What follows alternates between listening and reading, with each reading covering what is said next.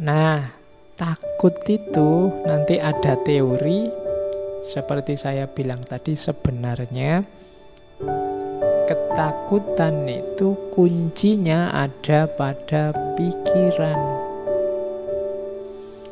Akarnya rasa takut itu ada dalam pikiran kita. Jadi takut itu kan ketika ada sesuatu yang kamu pastikan dia membahayakanmu, sehingga harus kamu hindari jauh-jauh. Kamu menganggap bahwa sesuatu itu sangat berpengaruh dalam hidupmu, bisa mengganggumu.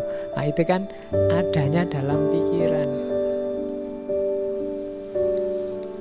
Kamu takut tidak punya uang. Kenapa? Karena menurutmu uang itu sangat penting. Kamu takut tidak punya pekerjaan, karena menurutmu pekerjaan itu mutlak. Karir yang sesuai yang kamu inginkan itu harus. Kamu takut, apalagi macam-macam, mungkin termasuk pasangan. Itu kan adanya di pikiran. Jadi sumber ketakutan itu adanya di pikiran. Padahal kalau versi Buddhisme, segala sesuatu itu sebenarnya hakikatnya netral. Kalau pakai bahasa Buddhisme dia kosong.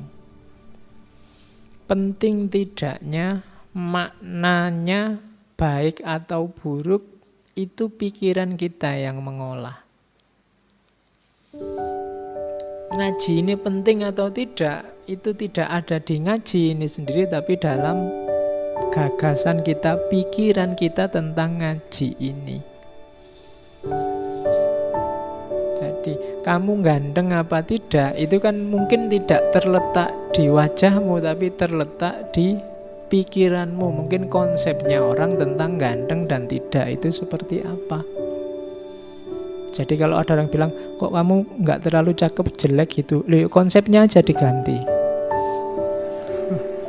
Iya kan?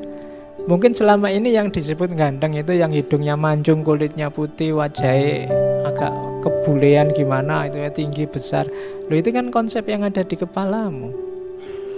Kalau ingin bahwa ganteng itu kamu, gantian konsepnya. Itu kan konsepnya Bapak. Kalau menurut saya ganteng itu yang kecil, pesek, kemudian rambutnya keriting, ya kan adanya di pikiran. Cantik juga begitu.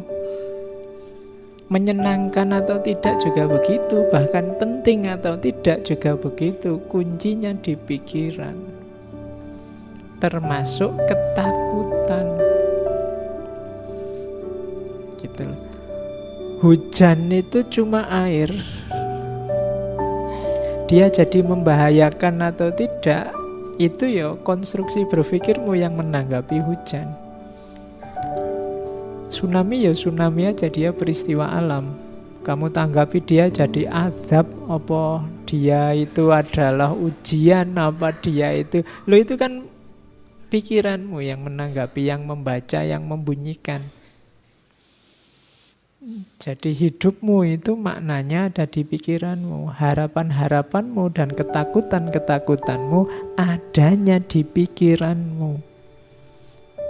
Maka berpikirlah yang sehat. Kuncinya hidupmu itu ada di pikiran.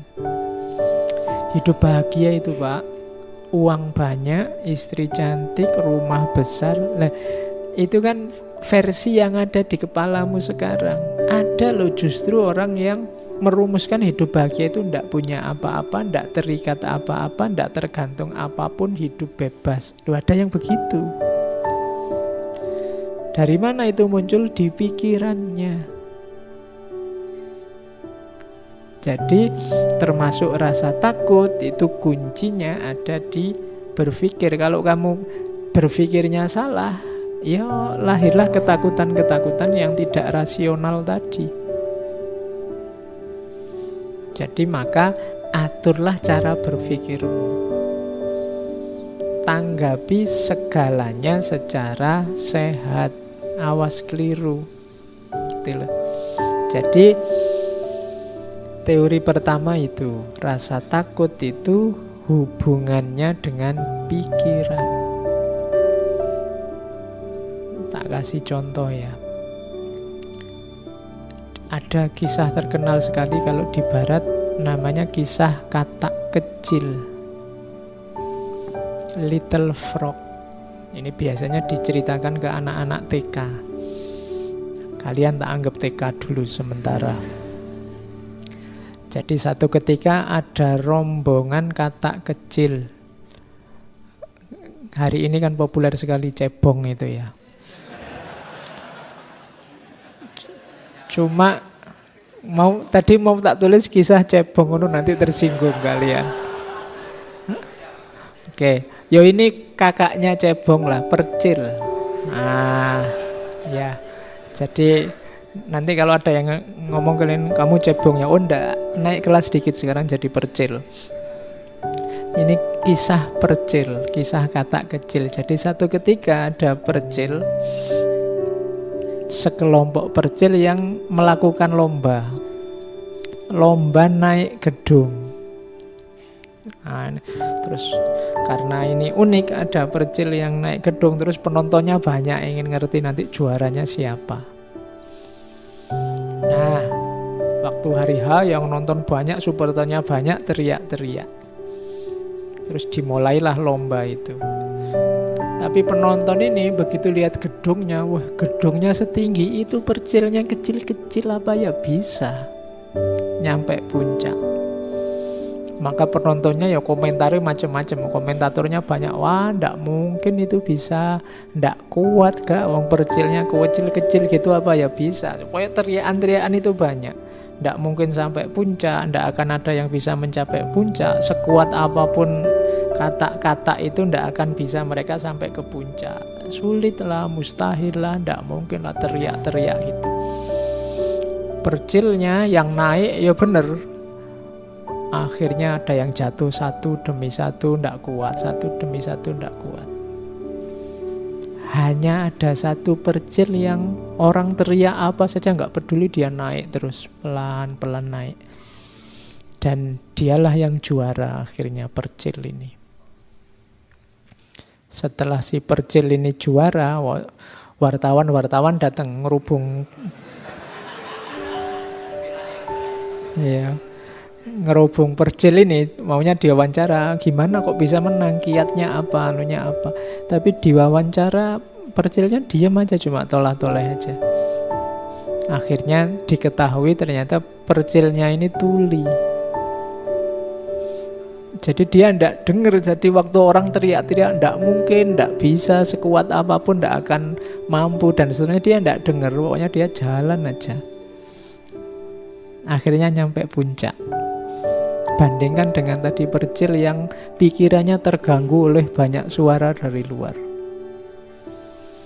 Nah, ambil pelajaran sendiri dari cerita ini, bagaimana pikiranmu menentukan langkahmu. Pikiran-pikiran yang terganggu oleh macam-macam tadi ya merasuk. Kalau isinya rusak-rusak dan jelek-jelek, ya efeknya dalam dirimu juga jelek. Maka pinter-pinterlah apa yang harus kamu masukkan, apa yang jangan masuk dalam dirimu, karena menentukan isi pikiranmu. Ketika orang banyak ngomong mustahil, ndak mungkin, wah sekuat apapun kamu ndak akan nyampe. Itu kan pelan-pelan muncul keraguan. Kayak tadi cirinya orang takut. Apa ya aku bisa, kok orang-orang bilangnya begitu, apa ya aku mampu. Akhirnya yang juara yang ndak denger apa-apa. Hari ini kan kamu dengar macam-macam, baca macam-macam, banyak, pikiranmu mesti kacau. Kamu tidak tahu mana yang baik, mana yang buruk, mana yang asli, mana yang palsu. Hari ini kenapa terlalu banyak yang masuk? Latihanlah jadi tuli, sedikit-sedikit.